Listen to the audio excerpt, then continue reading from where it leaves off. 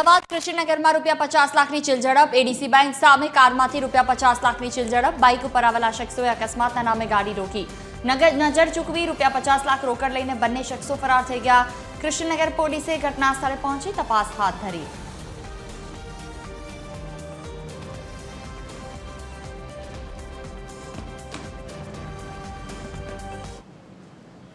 વધુ માહિતી સાથે સંવાદદાતા ભાવેશ રાજપૂત જોડાયા છે અમારી સાથે। જી ભાવેશ, ક્યારની આ ઘટના, શું કાર્યવાહી કરવામાં આવી?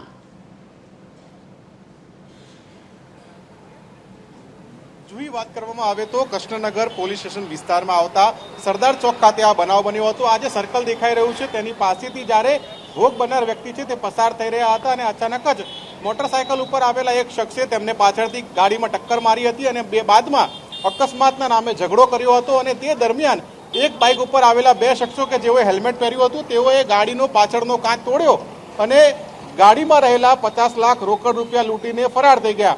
ફરિયાદીની વાત કરીએ તો ફરિયાદી બાપુનગરમાં આંગણિયા પેઢીમાંથી 50 લાખ રોકડા લઈને કોઠિયા હોસ્પિટલ કે જે નિકોલ આવેલી છે ત્યાં જઈ રહ્યા હતા અને તે દરમિયાન આ સમગ્ર બનાવ બન્યો હતો। 11 વાગ્યાની આસપાસ આ સમગ્ર બનાવ બનતાની સાથે જ કૃષ્ણનગર પોલીસનો કાફલો સ્થળ ઉપર પહોંચ્યો હતો।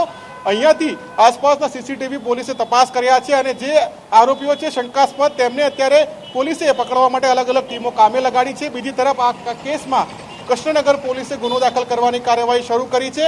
હવે ગુનો દાખલ કર્યા બાદ ખબર પડશે કે ખરેખર આ ગુનામાં સામેલ આરોપીઓ કોણ હતા, અગાઉથી રેકી કરી હતી કે કેમ, અને આ ઘટનાને અંજામ આપનારા આરોપીઓ કઈ દિશામાં ફરાર થયા। જુહી, બિલકુલ, તમામ જાણકારી બદલ આભાર ભાવેશ।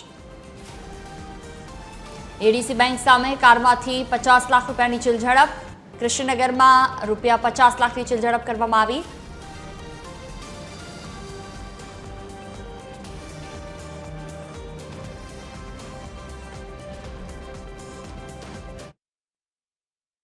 સવારના સમયે કૃષ્ણનગર પોલીસ સ્ટેશન વિસ્તારમાં જે મારુતિ પ્લાઝા કોમ્પ્લેક્સ છે એની પાસે જે એડીસી બેંક આવેલી છે ત્યાં આગળ જે ફરિયાદી છે એ પોતાની ગાડી લઈને, જેની ગાડીમાં એક થેલામાં 50 લાખ રૂપિયા હતા કે જે બાપુનગર છે, બાપુનગર આંગળીયા પેઢીમાંથી ઉપાડીને એ લોકો જઈ રહ્યા હતા।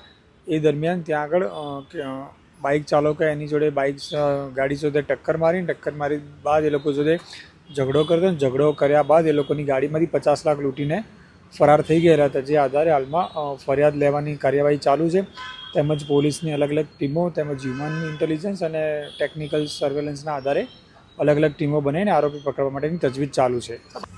હાલમાં અમારી જોડે જે પણ ડેટા હોય છે, ડેટાના આધારે અમે ફરિયાદીને બતાવી રહ્યા છે અને એમાંથી બતાવીને જે આરોપી આઈડેન્ટિફાઈ કરવા માટેના બી પ્રયત્નો ચાલુ છે। જે સિવાય અમારી અલગ અલગ ટીમો પણ ફિલ્ડમાં લાગેલી છે અને એને ટૂંક જ સમયમાં ડિટેક્ટ કરવામાં આવશે। ફરિયાદી જે બાપુનગર છે, બાપુનગરમાં આંગળીયા પેઢી હતી, આંગળીયા પેઢીમાંથી એણે 50 લાખ રૂપિયા લીધેલા હતા અને 50 લાખ રૂપિયા લઈને એ લોકો કોઠિયા હોસ્પિટલ તરફ જઈ રહ્યા હતા। એ દરમિયાન રસ્તામાં અહીંયા આગળ બનાવ બનેલો હતો।